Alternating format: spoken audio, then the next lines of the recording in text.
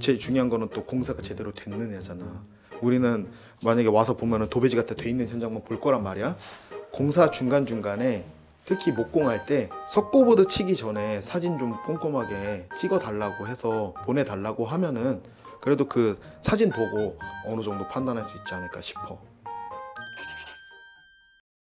겨울철에 곰팡이 때문에 고생하시는 분들 많잖아.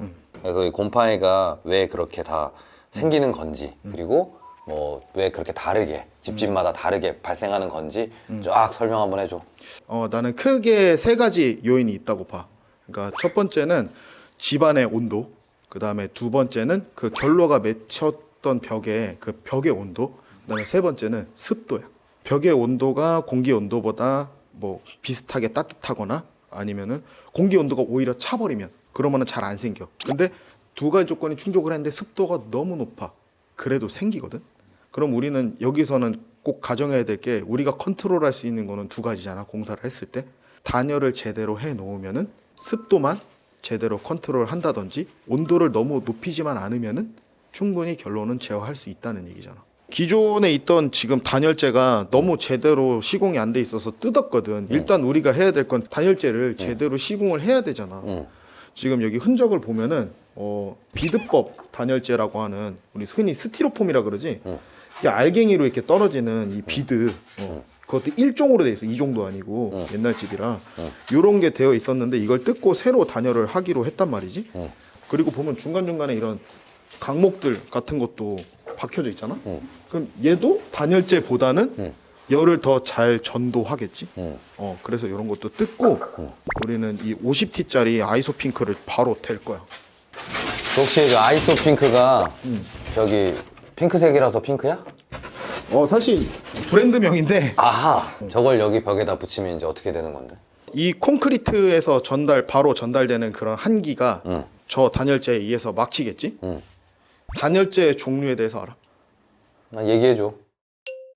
그 내가 아까 말한 거 있잖아. 아이소핑크 50T를 벽에다 바로 붙이고 틈까지 이렇게 꼼꼼하게 사춤을 진행을 해놓으면은, 우레탄폼 사춤을 진행해 놓으면은 요 모양이거든. 결국에는 이 모양을 만드는 이유가 아까 계속 곰팡이 얘기했는데 결로 얘기했잖아. 결로를 먼저 얘기한 이유가 결국에는 어떤 특정 온도랑 어떤 그 습도에서 곰팡이가 더 잘 번지고 잘 발생하기 때문이야. 그래서 결국에는 곰팡이가 안 생기게 하기 위해서는 첫 번째는 결로를 잡아야 되기 때문에 그런 거고, 결로를 방지하기 위해서는 이제 첫 번째는 우리가 공사할 때 단열재를 적합하게 시공을 해야 돼서 얘기를 한 거였거든. 단열재마다 차이점이 있나? 단열재마다 차이점이 있지. 그 매질이 없는데도 전달되는 형식이 있어.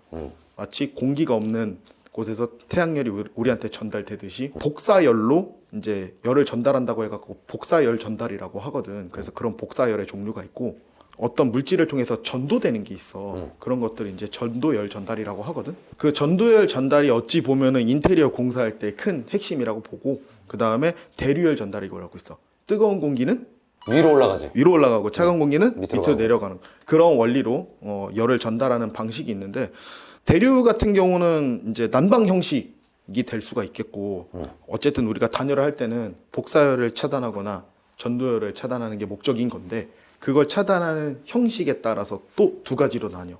열 용량형 단열이 있고 열 저항형 단열이 있거든. 근데 열 용량형 단열은 어찌 보면 콘크리트 벽이 그걸 담당을 해주고 있다고 봐, 어느 정도.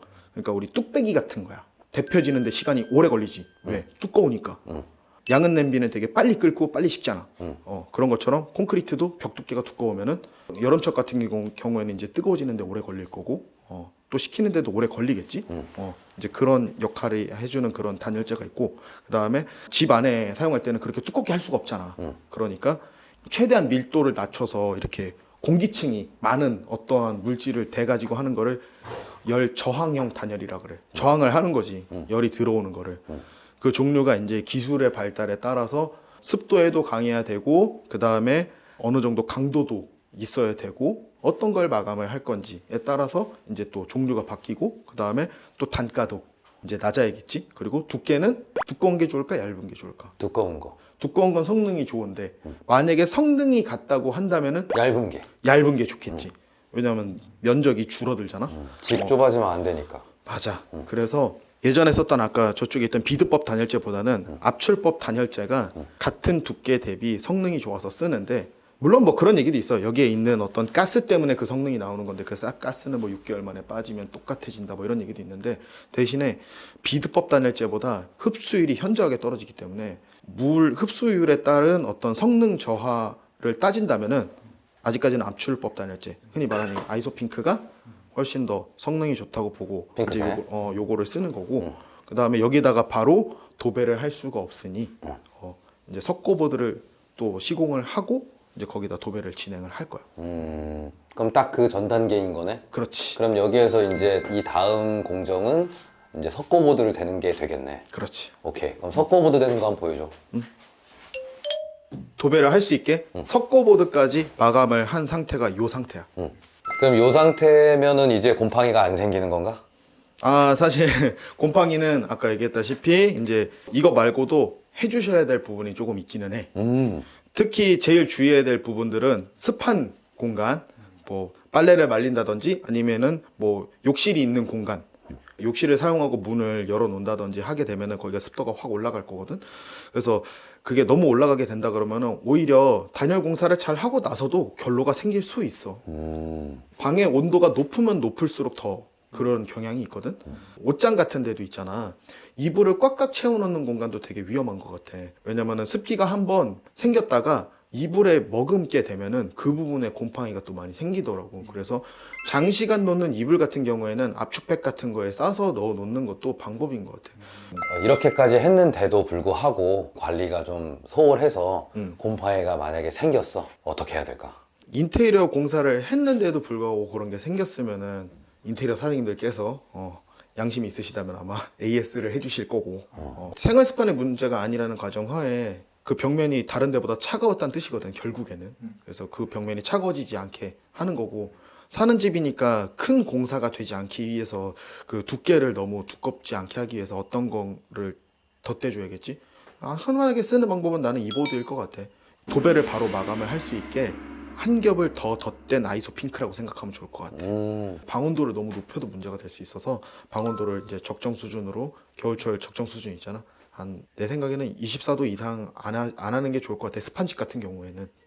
사실 끝집 같은 경우에는 이제 짐 다 빼고 나면은 이제 곰팡이나 이런 것들이 생긴 자리라고 한다면은 그런 것들이 눈에 잘 보일 거고, 벽지만 한 겹만 뜯어도 그게 잘 보일 거거든.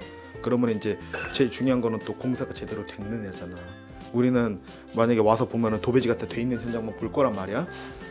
공사 중간중간에 특히 목공할 때 석고보드 치기 전에 사진 좀 꼼꼼하게 찍어 달라고 해서 보내달라고 하면은 그래도 그 사진 보고 어느 정도 판단할 수 있지 않을까 싶어.